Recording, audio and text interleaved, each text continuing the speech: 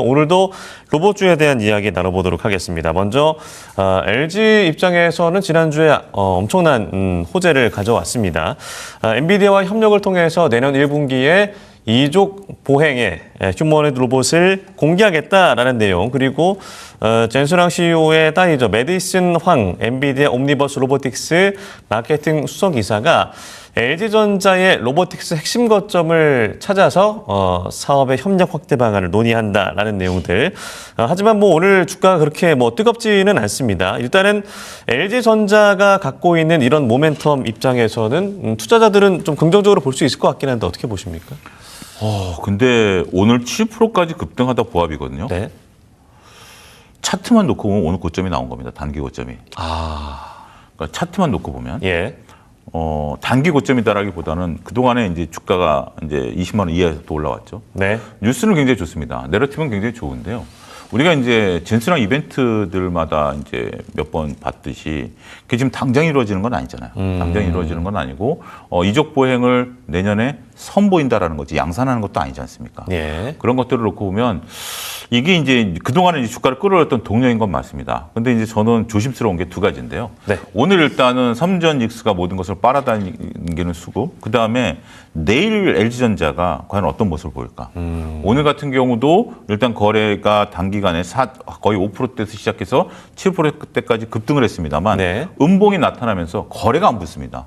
중요한 것은 지금 거래가 붙어줘야 되는데 거래가 붙지 않는다라는 거죠. 이런 모습들을 좀 놓고 보면 LG전자 저는 나쁘게 보지는 않습니다. 긍정적으로 보고 있는데 단기간에 상승한 것에 대한 일부 조정이 좀 필요한 것 같아요. 그래서 LG전자는 일단은 지금은 관망을 해야 되는 시점이 아니겠나 싶습니다. 우리가 LG전자를 적극 이런 뉴스를 보고 지금 뒤늦게 따라간다라기보다는 20만 원대 초반까지 밀린다라면 LG전자를 차분히, 더군다나 LG전자 같은 경우 실적이 굉장히 잘 나왔고요. 구독 서비스에 대한 펀더멘탈도 살아있고요. 여러 가지 면에서 우리가 로봇 이슈는 플러스 알파고 로봇 이슈를 제외한다 하더라도 실적이 견조하기 때문에 20만 원대 초반까지 오면 다시 한번 볼 수는 있긴 하겠습니다만 오늘의 변동성에 대해서는 조금 하루 이틀 지켜봐야 되는 것이 아니겠나 조심스럽게 말씀드리도록 하겠습니다. 네. 그렇다면 내년 1분기까지 이런 어떤 기대감으로 인해서 계속해서 하반기 좋은 주가 흐름을 보여줄 수 있을지 아니면 변동성이 계속해서 이어질지 이 부분 또한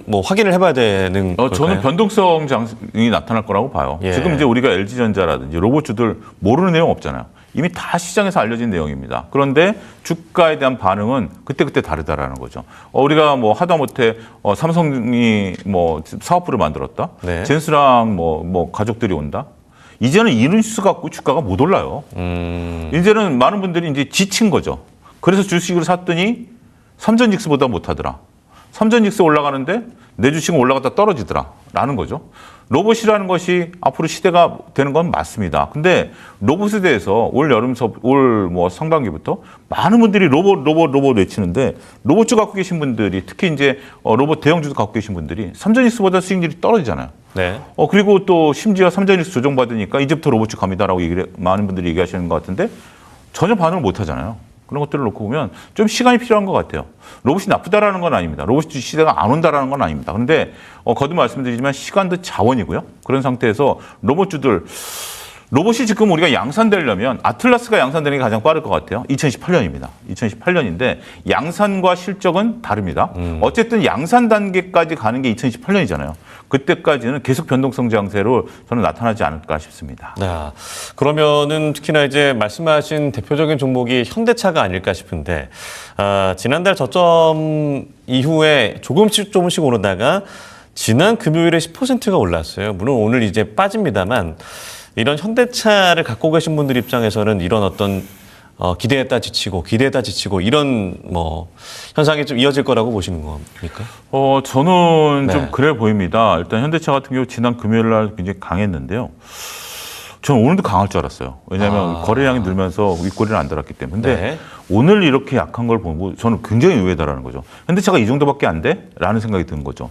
현대차가 과거의 모습이라면 오늘은 마이너스가 되면 안 되죠. 플러스가 나와줘야 돼요. 오늘 물론 마이너스 폭이 큰 건 아닙니다. 오늘 이렇게 조정이 나오고 수요일 목요일 날 올라갈 수도 있는데 아무래도 시장 영향도 있겠죠. 그리고 또 이제 또 언론에 보도가 된 게 자동차가 현대차가 차 한 대 팔아도 이제 200만 원 남기기 어렵다. 뭐 그런 또 조금 약간의 네. 완성차 업체들에 대한 이익 모멘텀에 대한 어떤 뉴스도 오늘 아침에 또 불거지면서 부정적인데 글쎄요 일단은 현대차는 내일 모레가 관건이 된 것 같아요. 오늘 뭐 일단은 금요일 날 급등한 것에 대한 자연스러운 조정일지 아니면 아닐지에 대한 모습은 내일 모레 나타날 것 같아요. 그래서 현대차에 대해서는 단기적으로 저는 아직 쉽게 꺾이지는 않을 거라고 보여지는데 50만 원 시도는 한번 할 거로 보는데 네. 그 이상은 모르겠습니다. 거기는 이제 이동평균선들이 지나가고 절대 레벨 단위이기 때문에 그 이상에 대해서는 저는 모르긴 하겠습니다만 일단 내일 모레 이틀 동안 현대차가 이 정도 모습이다라면 조금 조심스럽고 강한 모습이 들어오면 50만 원까지 슈팅은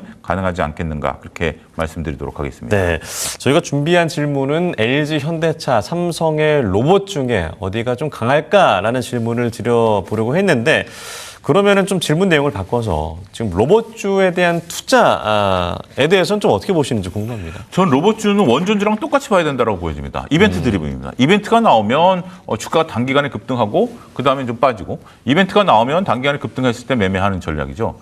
로봇주들 여러분들 3년 동안 갖고 계신다라는 분들 그러면 오히려 뭐 그냥 눈 감고 계셔야 되겠죠. 원전주들 5년 동안 갖고 계시겠다라면 눈 감고 계셔야죠. 근데 원전주랑 로봇주는 저는 비슷하다라고 보는 게 이벤트가 나오면 올랐다가 또 떨어지고 지금 이제 지난 금요일 날 뭐가 올랐죠? SMR 관련주도 올라갔다가 오늘 SMR 관련 다 떨어지지 않습니까? SMR 언제 오죠?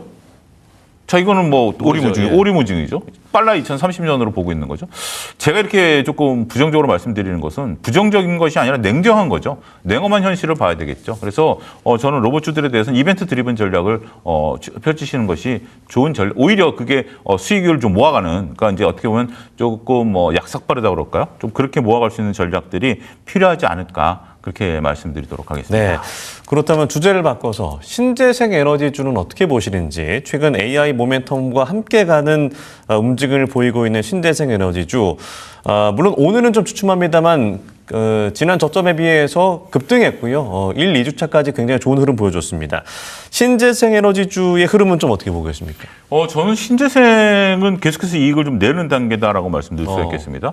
더군다나 우리가 뭐 태양광 같은 경우는 중국 패널을 우리가 옥죄면서 전체적으로 봤을 때 미국에서 일괄 생산 체계를 갖고 있는 한화라든지 네. 아니면 CS윈드 같은 경우 하반기에 미국에서 수주가 계속 늘어날 것이다. 뭐 이런 리포트도 있는 상태죠. 에너지와 관련해서는 지금 이제 미국의 데이터 센터를 짓는 것이 약간의 좀 딜레이 되고 있다라는 거죠. 데이터 센터는 2년에서 3년 정도면 짓는데 에너지원을 못 끌고 오니까 현재 지금 데이터 센터를 지어놔도 데이터 센터 가동이 안 되니까 오히려 에너지원에 대한 어떤 그런 부분들이 더 드러나고 있다라고 말씀드릴 수 있겠습니다. 네. 물론 이제 모든 블랙홀처럼 이슈를 삼전익스가 빨아당기고 있긴 하겠습니다만 에너지주들에 대해서는 저는 실적을 좀 믿고 진득하니 좀 기다려봐도 될 수 있는 그런 부분들이 아니겠나 그렇게 말씀드리도록 하겠습니다. 그럼 여러 가지 뭐 최근에 유가도 급등하고 있고 또 그리고 정책 이슈들도 그렇고 신재생 에너지주를 좀 오랫동안 담고 가져가도 괜찮다라고 보시는 건가요? 예, 그렇습니다. 뭐 신재생 에너지 같은 경우는 우리가 이제 지금 이렇게 지금 뭐 엔트로피라든지 샌디스크라든지 이런 쪽들이 지금 막대하게 전력을 쓰고 있는 거 아니겠습니까? 네. 우리가 단순하게 데이터 센터와 클라우드 서비스에 통해서 돈을 벌고 있다라는 것도 중요하지만 그 이면에는 막대한 전력이 소요되고 있다라는 거죠. 그런 부분들을 좀 놓고 본다라면 신재생 에너지와 관련된 부분들은 여전히 중기적 관점에서의 접근은 유의할 수 있겠다. 이렇게 말씀드리도록 하겠습니다. 그러면 신재생 에너지주 종목 중에서는 어떤 종목이 좀 가장 매력 있다고 좀 보세요? 저는 CS 윈드를 좀 보고 있습니다. CS 윈드 같은 경우는 전체적으로 봤을 때 우리가 이제 풍력 타워와 관련해서 네. 긍정적인 흐름들이 조금 모멘텀들이 좀 나타나고 있고요. 3일 동안 정중동 상태에서 주가가 현재 지금 46,000원대에서 머물러고 있는 상태입니다. 외국인들의 매수세가 계속해서 좀 들어오고 있는 종목이고요. 머무는 동안에도 외국인들 매수세가 들어오는데 하반기 미국발 모멘텀도 살아있다라는 측면에 있어서는 CS 윈드를 탑픽으로 꼽고 있다. 이렇게 말씀드리도록 하겠습니다. 네. 그리고 이 신재생 에너지주가 아무래도 이제 유가가 상승하면서 투심이 몰리는 경향도 있는 것 같은데 만약에 유가가 80달러 선에서 70달러, 60달러 선으로 이제 떨어지는 모멘텀이 벌어지면 신재생 에너지주의 흐름은 어떻게 나타나게 될까요? 제가 말씀드리면서 지금 딜사이트 방송 중에 네. 유가와 언급은 단 한마디도 드리지 않았습니다. AI 모멘텀으로 지금 신재생을 보는 것이지 네. 유가에 대한 대응책으로 이걸 본다? 유가가 올라가면 신재생에 대한 물론 그리드 페널티가 낮아지기 때문에 충분히 뭐 개발이 되는 거죠. 그렇지만 이것도 시간이 걸리는 거죠. 단순하게 유가가 올라가면 신재생을 쓰고 유가가 내려가면 신재생을 안 쓴다라는 논리로 접근하는 것은 이거는 긴 모멘텀이고요. 지금 제가 말씀드리는 모멘텀은 AI 모멘텀이죠. 이건 유가가 120달러 올라가도 써야 되는 겁니다. 유가가 120달러 올라가도 써야 되는 거기 때문에 저는 그러한 모멘텀 어떻게 보면 굉장히 중요한 질문인데요. 단순하게 유가가 떨어지면 신재생 떨어질 수 있는 거 아니야? 뭐 이렇게 생각할 수도 있긴 하겠습니다. 물론 약간의 심리적인 영향을 받겠죠. 하지만 추세를 바꾸기는 어렵다. 그렇게 말씀드리도록 하겠습니다. 네, 알겠습니다. 이렇게 신재생 에너지주에 대한 내용까지 마무리를 해보겠고요. 마지막으로 오늘 장 타픽은 어떤 종목인가요? 네이버를 조금 뽑아보도록 하겠습니다. 현재 22만 원대 네이버 가격대인데요. 뭐 바닥에서 탈출한 주가 움직임들을 조금 놓고 볼 수 있겠죠.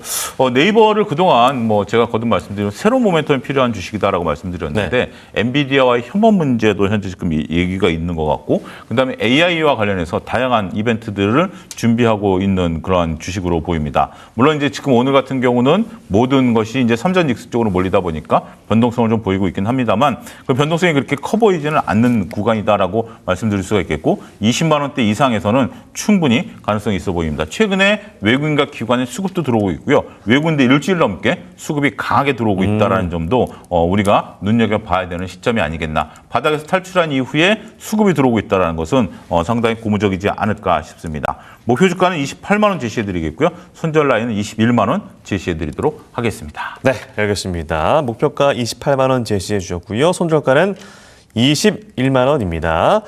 오늘 22만 원대 주가 흐름 나타나고 있습니다.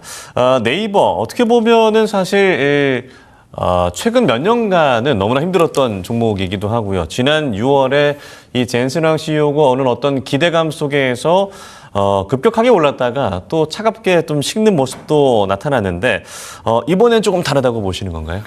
바닥을 좀 이제 뚫어줬다, 그러니까 바닥에서 탈출했다라는 측면에 있어서는 충분히 가능성이 있어 보입니다. 단순하게 기대감으로 올라가는 것들이 아니라 이제는 구체적인 협업 내용이라든지 예. 구체적으로 움직일 수 있는 내용들이 나타나고 있고 수급이 들어온다라는 측면에 있어서는 그때는 이제 외국인과 기관 수급이 안 들어왔죠. 근데 지금은 외국인과 기관 수급이 들어온다라는 측면에 있어서는 긍정적으로 볼 수 있는 모멘텀이 아니겠나 그렇게 말씀드릴 수가 있겠습니다. 네, 알겠습니다. 오늘 장 타픽 종목으로 네이버를 꼽아 주셨습니다.